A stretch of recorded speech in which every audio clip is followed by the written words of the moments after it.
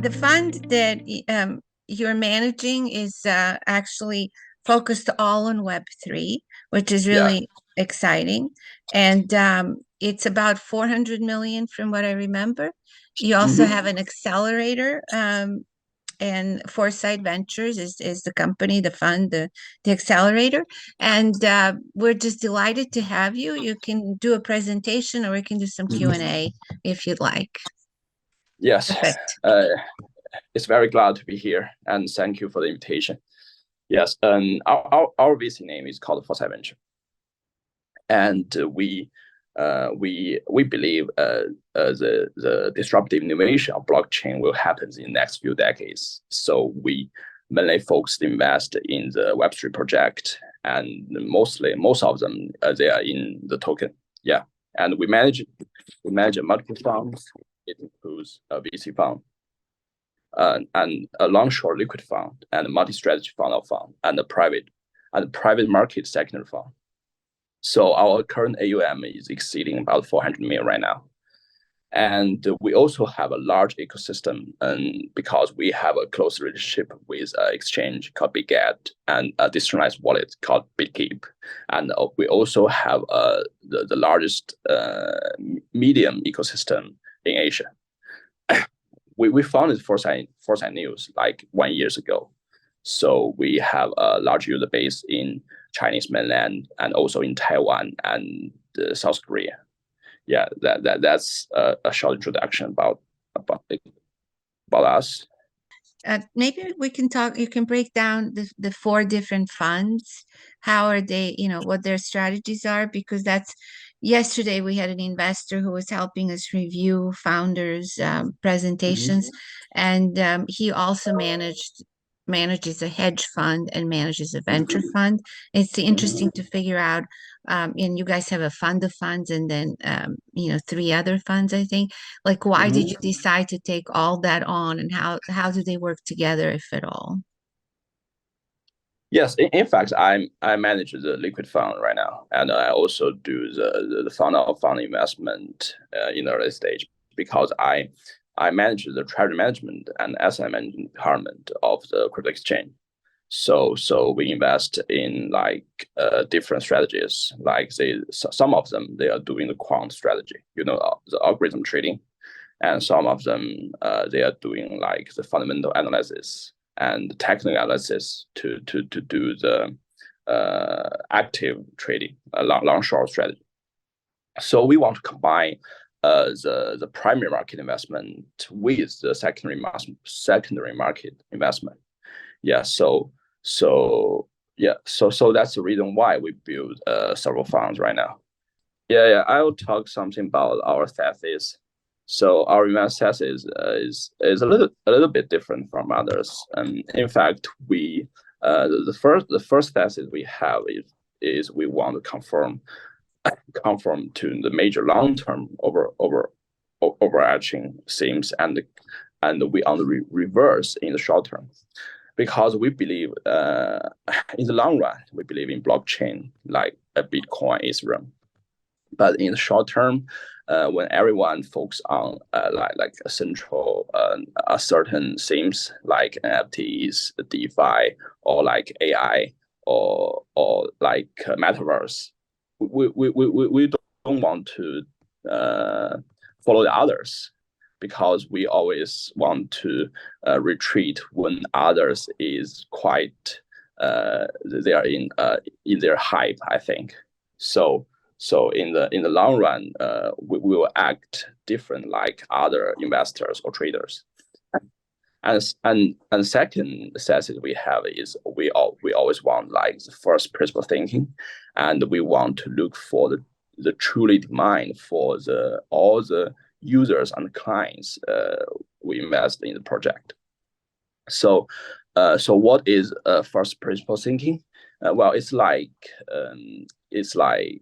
you must know their true demand, their basic demand for the project. It's just like people need food and air to survive, and a project still needs these kind of things to prosper and to have their more clients in their market. well, the third thesis we have is like so we pay more attention to the protocol layer and the application layer, but not the infrastructure layer. Yeah, so it's a little bit different from other VCs right now, because we believe the infrastructure layer is like building a highway, but you still need to you still need like traffic or cars around it. So we will focus on we will focus on for infrastructure or layer one, layer two, so how to build their ecosystem and have their own super app. So I will break down SaaS into like different themes. The first is DeFi. We all know DeFi. It goes to public, or it starts in about 2017 to 2018, and by then we already have like B shares, like synthetics, bankers, and AMM model. But when the DeFi truly go to the public or is widely spread is during the DeFi summer in 2020s. So we want to know what happened to that. I think it's because the AMM model created by Uniswap and also the Ample Force, the stable coins stake on them. So the two of them create a magic and help the DeFi system to attract much of the money and attention to it. So we believe DeFi have like fundamental features. They can do the automation stuff, and it is non-custodial, and the asset is transparent. And also in DeFi, it helps us to like improve the liquidity efficiency and also reduce the transaction friction. So and in the compared to centralized exchange, the decentralized exchange, they can catch the long tail asset market. So that's why we focus on DeFi, and there are several projects we want to focus on. Is like stable coins, derivatives, and interest bearing asset is like LSDs, and also like synthetic asset, and some native innovation like flash loans. Because most of the DeFi projects, they are kind of like a mimic of the traditional finance and the TradeFi world. But flash loan is different. The innovation of flash loan is generated from the technology from the infrastructure of Ethereum. So we want to see like more innovations. We want to see more innovation like flash loans to happen. They can have some innovation from the technology side and use it into DeFi. Yeah. So and the next one is about NFT and NFT infra. So the NFT, and I believe that the NFT is something like they can control your mind. It's like a luxury, like a Gucci or Prada. The NFT imagines is to create an NFT imagine or a picture is cheap, and also but when you create a community and people will believe that it's like kind of religion. So when we talk about NFT or NFT communities, we will see their abilities to how to control your mind, how to persuade yourself to buy it. So that's the successes we see in NFT. But also we will focus on the collection and the identity part. For the identity part and for the finance part, NFT has its features for like they are they are programmable and they are non-fungible. So when we use it, it can be like certificate to generate future cash flow. For example, like the Uniswap V3 LP. So it is an ERC 721 token, and it generates like future cash flow. So it can be like a check or like a finance certificate to the interest-bearing market. So we want to see more like how the financial part can be combined with the NFT part. And so we'll focus on like the postcard, soulbound token, and the decentralized marketplace and NFTify. Well, third one is about GameFi and X2Earn. The Web3 game, the user of Web3 game is quite different from the Web2 game. They have a strong willingness to pay, and they always want to make the profit, not just play the game. So it will create a new go-to-market strategy for the game producers, and for the demand of this part, it's like because we also have a concept called universal basic income. Well, what is universal basic income is like when we talk about accessibility, in fact, it creates some revenues, some profit for the users, for the players. They live in Philippines. Maybe they are Uber driver, or they work for the McDonald's. But for now, they can play the activity, and they can have their profit by playing this game. So it's kind of like a universal basic income. And also the X2Earn part, the X2Earn game can create the positive externalities for their users, like step, because you can make profit by running. Yeah. So it helps you to keep healthy, and it creates positive externalities. So we will see the project like they will balance the token design and the game development and marketing, and also they will have like a low barrier of entry, and they have an excellent anti-cheating system.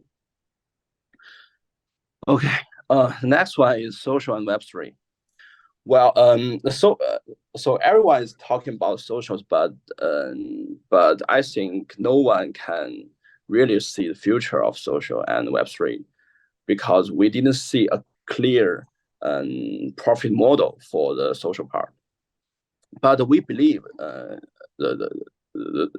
but we believe in the Web3 world, we will have a permissionless and user-owned and also the token incentivized internet in the Web3 world. So it can help. The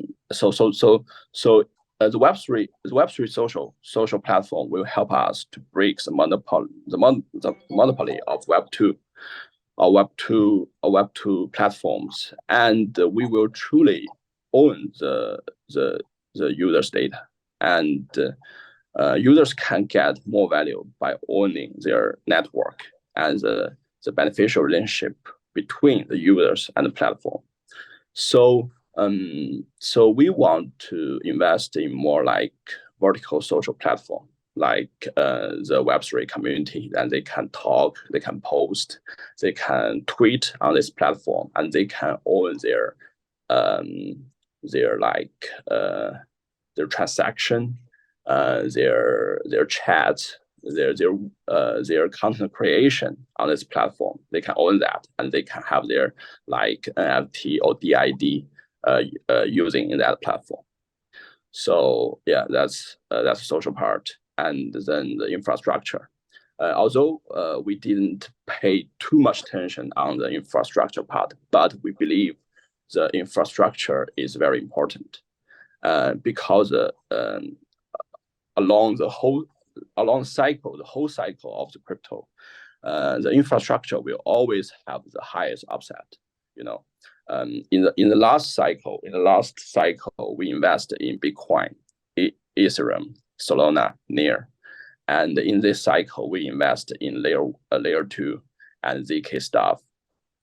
So it's always a good topic, and they always have the highest upside. So people and for the infrastructure, is very important for them to catch the value of their ecosystem, because the infrastructure can contain the most money and project and the builders and applications. They can catch the value of the whole things. So it's very important to invest in infrastructure. And I list the focus about layer 1, layer 2, 3, and roll up the zero knowledge, cross-chain, data storage, Oracle, privacy, security, and audit. Well, in fact, it includes most of the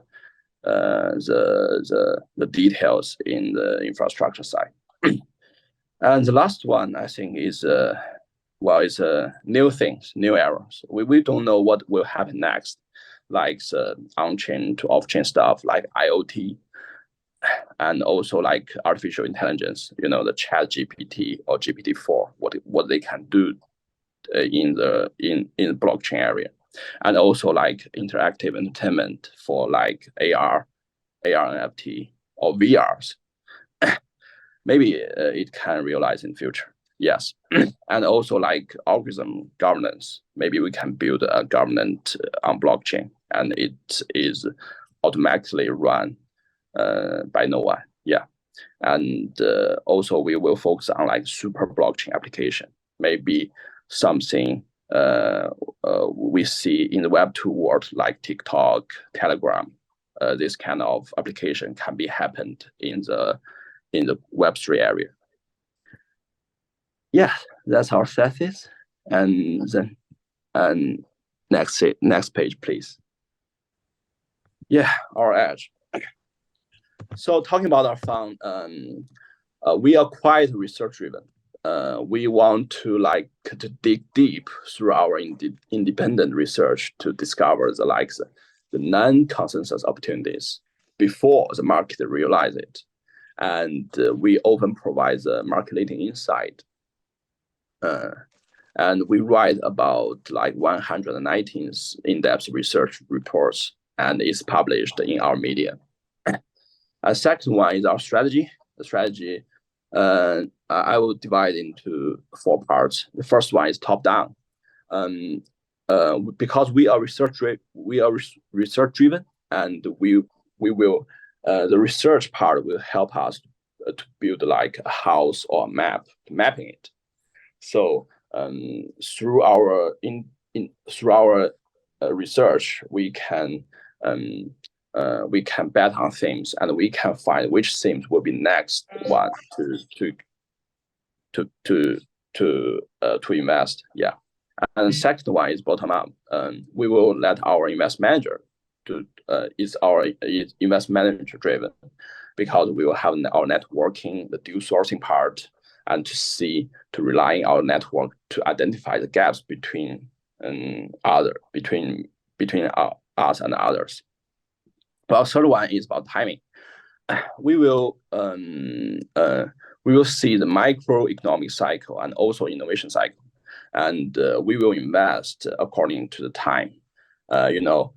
In fact, we invest several projects last years, but it at the end of the bull cycle and in the beginning of the bear cycle. So we will invest in this years because we think this year is kind of like a bottom, and the Fed maybe they will pivot in this year, and there will be more fund and capitals flow into this market. So sometimes we use different strategies in the different stages. So, well, the next one is our investment committee. We are flat and efficient and reflective. We want to embrace our divergence. Well, we believe things is one guy. One guy he believes the most, but not everyone agree with that. So we can accept our divergence in our investment committee. Yeah, next page, please. Yeah, the diligence. Well, I list some stuff like team, tech, product, market, tokenomics, community, and resources. But I will give you examples about how we invest and how we do the due diligence. For the infrastructure, we will mainly focus on the tech. The tech, they are technology driven in the early stage, and in the late stage, the infrastructure, they must have a large ecosystem, and for the whole product cycle, it always supported by the capital. And for the NFT platform, if the NFT platform is to the business to be, sometimes they are resource driven. So we will mainly focus on the resources. And if the platform is to C, to the clients, they are most of them are community driven. We will see how many communities they can get and how many users they can get. And for social, most of social investment is community driven, and they always have a strong resources in their cold start, and they can always change their product according to the needs of their clients in the late stage. So that's how we do due diligence, and how do we see the project we invest. And next part is about the exit.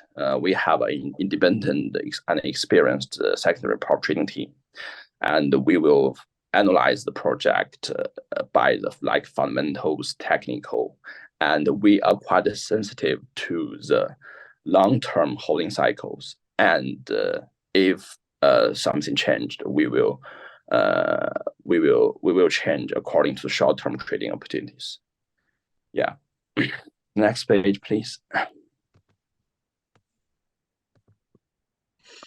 Yeah, next one is also our edge because we have a very large ecosystem. We have an exchange called Biget. We have a close relationship, and they are our LPs.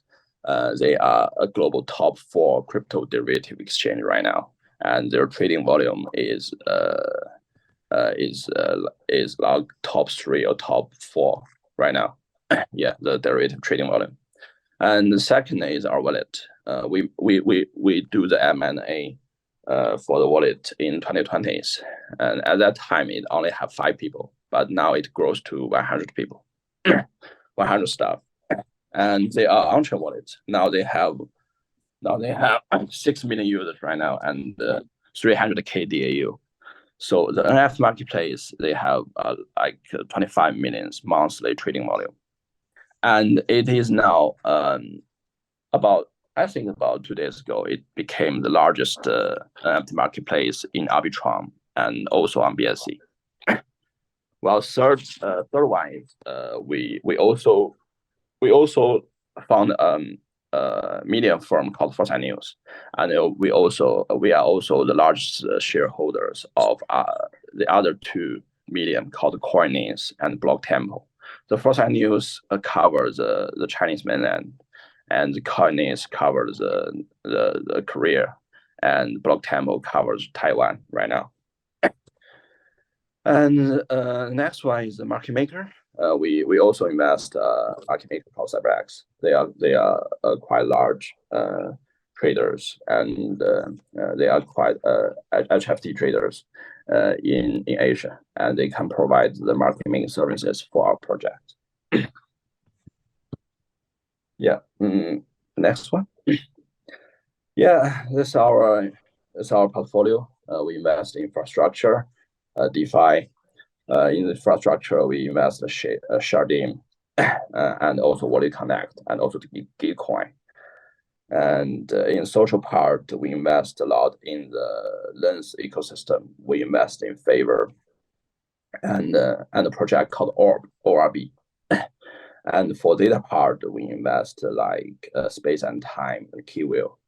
And for the game part, we invest several AAA games and many X2 games. Yeah. And the next one. Oh, I deleted this part. You can go to next. It's our team. Yeah, and the last I would talk about like the Foresight X. It's our incubator, or you can call it accelerators. We want to use this this department to help the startup. So we provide this is opportunities for startup. We think first is multi-chain landscape is growing, and I see a lot of like the interoperation between chains, between like Cosmos, like Ethereum, between the layer 2 or ZK stuff. And the second one is the Web2 user experience. Web3 is is quite important. And with the help of like account abstraction and on-chain ID system and the SDK provided by some project, it can help us to make the Web2 user experience in Web3 area. The third one is super dApp. I mentioned like some like TikTok or Telegram, which will happen or they will build in the Web3 area. Yeah, next one, please. So after we see these opportunities, we still need how we form our startup, or how we build the project. The first is strategy, I think. So you must know your core advantages to beat the market. And the second one is why you choose Web3 and why you want to devote yourself to Web3 area. Then third is like timing and schedule, because if you build Uniswap in 2018, you may fail. But if you build Uniswap or Compound or Lend in 2020s, you may succeed. So timing is very important, and how to schedule your time is also very important. And after that, you should know how to build it. Like you need to do the coding, and also to find the product market fit and fundraising, token eco, and other stuffs. And after that, you still need resources. Like you need to community. You need communities, and you need to get your clients from communities.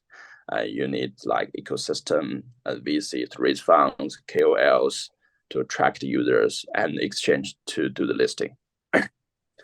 Well, the last part is experience. So many of our members is going through the whole market cycle, so we know quite a lot of things about emerging trend and the potential risk. It helps us to get rid of, or to escape from the crash of Luna, the crash of Three Arrows, the crash of FTX. So it's very important to have experience to survive in this market cycle.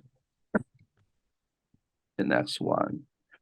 So that's our three pillars for the three projects we run right now. The first one is Foresight Incubator. It helps us to accelerate the early stage ideas and project in different batches. The second one is the ecosystem grants. We help to match the grant pools with the grant pools like Sui Foundation, Aptos Foundation, or other layer 1 or layer 2 foundations with the startup. And the third one is the research grants. Research grant, we want to build, we want to more students and professors to make their academic research and using their academic research to the Web3 area. Yeah. So that's introduction about accelerator program. So the first stage is, of course, application and selection. And when you pass the application and selection, you will go to accelerator bootcamp. We will provide like tech workshop, with intros to raise funds and product market fit. We'll let our market expert and the product expert to help design the product and help to design market plan and how to do the Web3 marketing. And also we provide suggestion for the operation and how to run the communities. Yeah. And after the boot camp, we will establish that like a demo day and to do funding and investment. And after the fundraising, we will provide like continuous consulting and support for the startup. We have, yeah. Next, please. So it's timeline for our last batch. In fact, our first batch for our accelerators. We receive about we receive about 500 applications during that time for the first month, and we select 5 of them to be in our boot camps. So we will do like the finalist interview, and after that we will announce it, and we do the tutoring design, and then go to the boot camp, and then have the demo day. Yeah, next. Yeah, so that's our partners. When you are selected into our accelerator program, we will help to introduce like the project, the VC to the fundraising, and also universities. You can hire or like have a hacker house, find developer, find builders in universities, and we will help to build a relationship between you and the public chains, which chains you want to build on, and the ecosystem. We will help you to get their ecosystem grant, and also we will have a large medium system, a medium ecosystem, and help you to do the marketing in mostly in the Asia area. Yeah. Yeah, so that's how you can participate. First, you need to like a basic idea or a basic number, basic fundamentals to provide. You should have a deck, an introduction, and then you can apply for the Foresight Accelerator program. And we recommend at least 5 projects for each accelerator batch, and the mentor and judges speaker support by the domain expert on the event base. So after you are selected into the accelerators, we will help you like find the first. We'll provide funding support, of course, and then we will provide the life cycle mentorship and support. And also like because we will host several hacker house and hackathon in the different areas. So we will help to hire to find the development builders to your project. And we also provide like a startup toolkits, like including like cloud computing, and we also have our internal audit team to do the audit for you. So yeah, so next, please. Okay, I think I can skip this part because we also very welcome to the KOL medium, the VCs, the public chains, and universities. We are quite open to all the contributors, builders in the Web3 areas. So yeah, that's it. That's my presentation today. Thanks.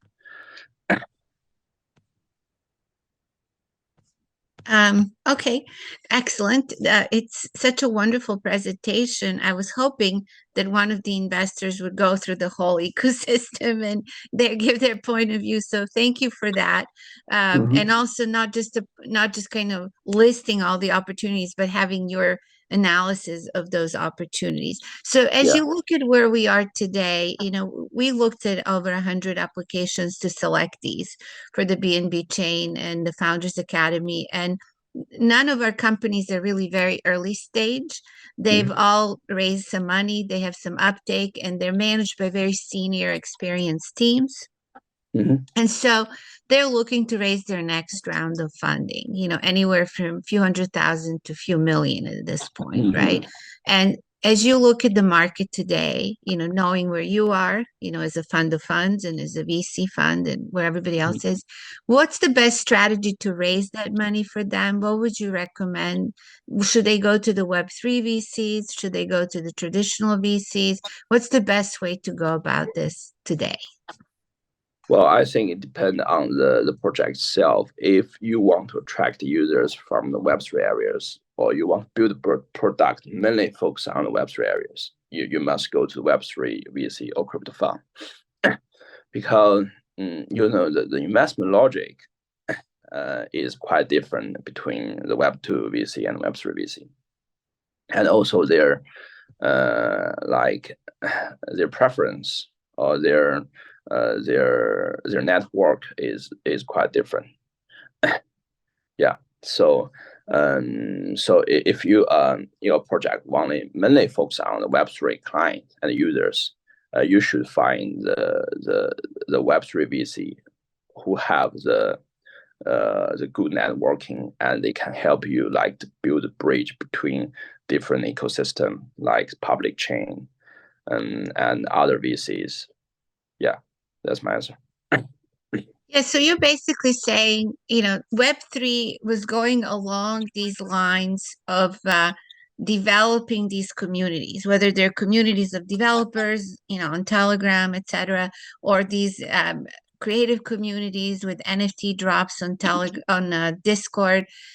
There is a fundamental shift the way that you're building a business in Web2. I'm glad you're saying this because I feel the same way, but most people are asking me this question all the time. Why don't we go to the list of other VCs you've been working with for a couple of decades? And they just don't build the companies the same way, and they don't have the ecosystem to plot. So tell us about your ecosystem, because you have that exchange, you have a wallet, and what's fundamentally different about that ecosystem if someone wants to launch a DeFi project, for example? For DeFi project, I think the wallet will help it most, because it's a decentralized wallet like MetaMask. So they have a large traffic in the wallet, and they will help the DeFi project do the marketing. Yeah, but for the centralized exchange, I think we can do the listing stuff, or because we also have the earn department in the centralized exchange, so they will use a DeFi apartment to provide TVL, provide liquidity for the DeFi project. Yes, both can help. And also we have So you could use the exchange to provide liquidity for the DeFi project. That's interesting. Yeah, because you can provide a financial product in the centralized exchange, and you collect this money and you can put it into the DeFi project. Yes, that works, I think. That's a new one. I have not thought of it that way. That makes a lot of sense, though, because you are creating the next generation of financial products, and you can use the community on an exchange to build them. Yeah. OKX, they create they build a decentralized wallet, right? And you can change the to set from centralized exchange to decentralized exchange. So I think that works for others exchange. Yeah. I think Linux was building a Satoshi index, which allows you to sort of dollar cost average if you're a novice, crypto investor, by using top 10 cryptos automatic investment each month based on, let's say, trading volume or some other function. He said he's very interested in the approach that you're discussing. So let's say you have a Satoshi index, which is a very, it's a tool. It's not even a DeFi company at this point. And Lennox, you can speak up if I'm saying something wrong. How would you launch? They were thinking about an NFT drop, but how could you launch Satoshi index on an exchange in this way? That would be interesting. What would be your take on it? Yeah, and some quick context. It's a software as a service product. We've been using NFTs as licenses to onboard people, and as a way of marketing to the NFT community, because no one else is doing that.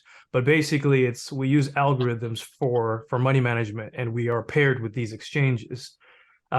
Down the road, we're going to be offering a fully decentralized path But I'm curious, the approach that you just described, how does that, how does that even work? How would I begin that journey? I don't quite understand the questions. What was that? So there's this approach that you just described of I guess fundraising through the exchange. I didn't quite catch everything Well, you said. it's like the asset management, you know. It's like a pool because you provide the financial product on the exchange. It's like a retail, no, it's like a broker. It's like a broker on the exchange, and you can collect the money from the user of exchange and put it into the DeFi project to provide liquidity, and they can get the yield, and after they can using the yield to pay to the exchange users. Do you understand what I mean? So it's just like a financial product. It's like what you buy in a bank. So bank is a broker. So if he offers, let's say, let me break this down further the way I understand it. Let's say we have a Satoshi's index.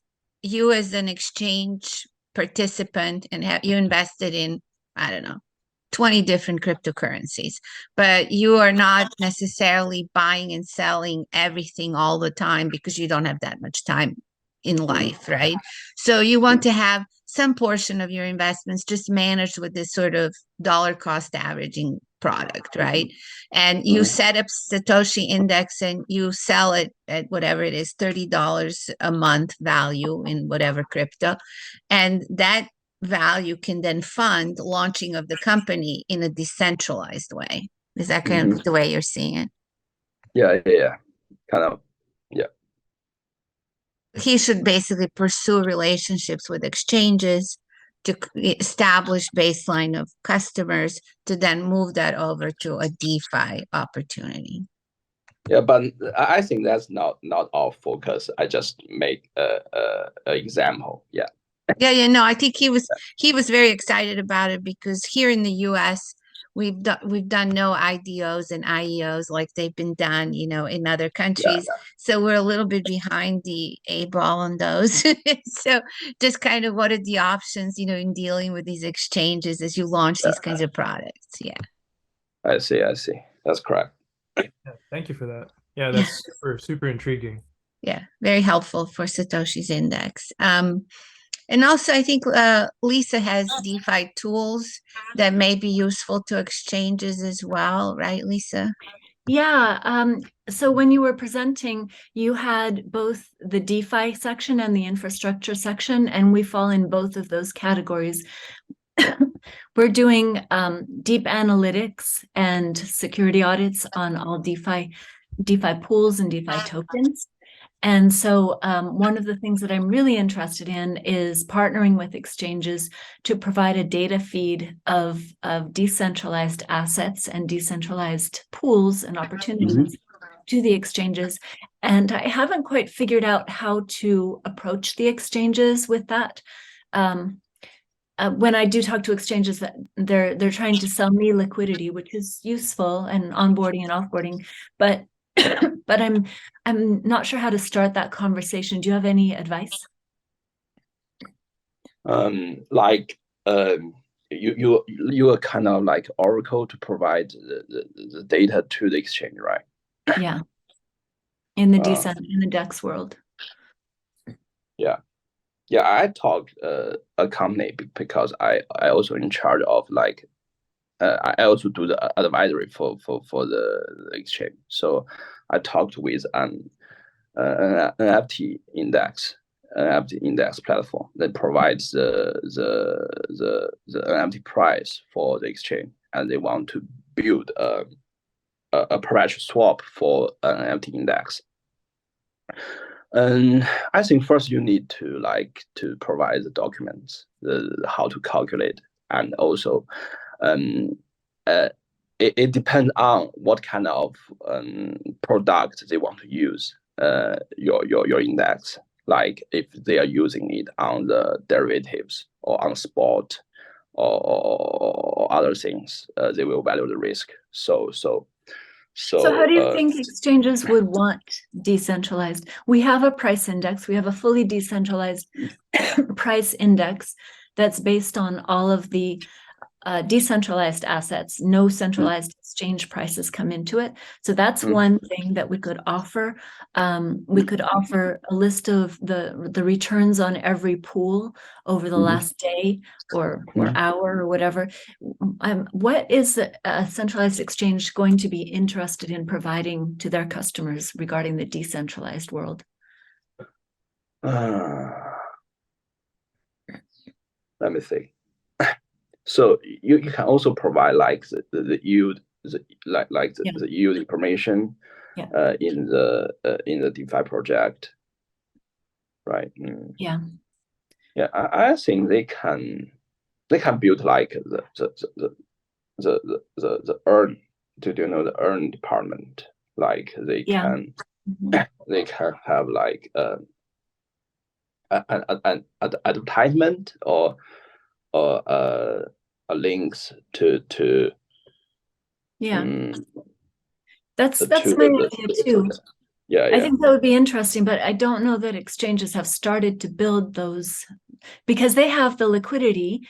Their customers have it right there. If they could build a quick link to deposit in this liquidity pool using our platform, which has all the APIs to do that very easily, then they could offer their customers yield outside of their centralized exchange, like an earn section, like you said. I think that's really, but I don't know. I don't know quite how to start. Probably it is better to work with the wallet, but not the centralized exchange, because the money is different. They put it in a different area.